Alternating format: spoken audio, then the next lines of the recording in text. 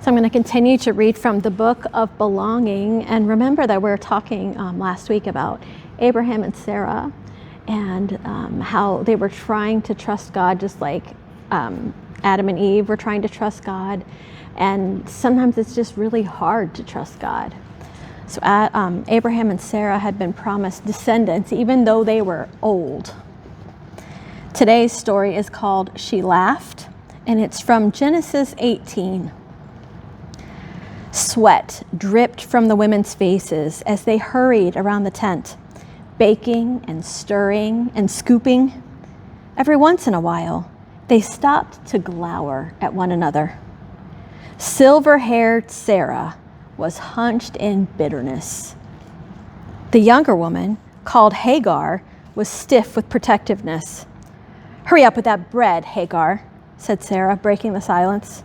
The younger woman kneaded quietly, screaming in her mind, "Slice, stir, scoop, sizzle."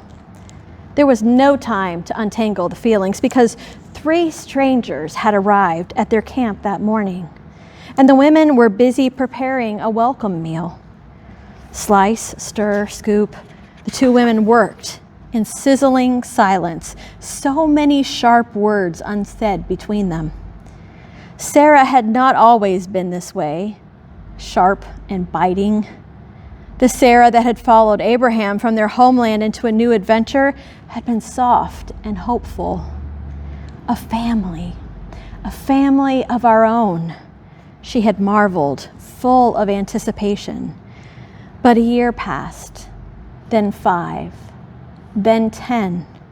And God's good promises started to feel like a distant, teasing dream. Despair is easier than hope. Control is easier than trust. So Sarah grasped for God's gifts with a harmful plan of her own. "You might as well marry Hagar, start this new family with her," she had shouted when she shoved the young woman toward Abraham. Oh, the fear, the doubts, the untrue names that Sarah had trusted. They rippled out in hurt and harm as she found a way to reach for the family that she wanted. Her plan worked, sort of. Abraham's new wife had a son. They named him Ishmael and loved him dearly. But Sarah was left on the outside, watching their family form. Slice, stir, scoop. As the women worked, the voice of one of their visitors floated through the tent flap from where they sat outside with Abraham. "Where's your wife, Sarah?" one of them asked. "I'm here alone, the outsider in my own home yet again," Sarah thought.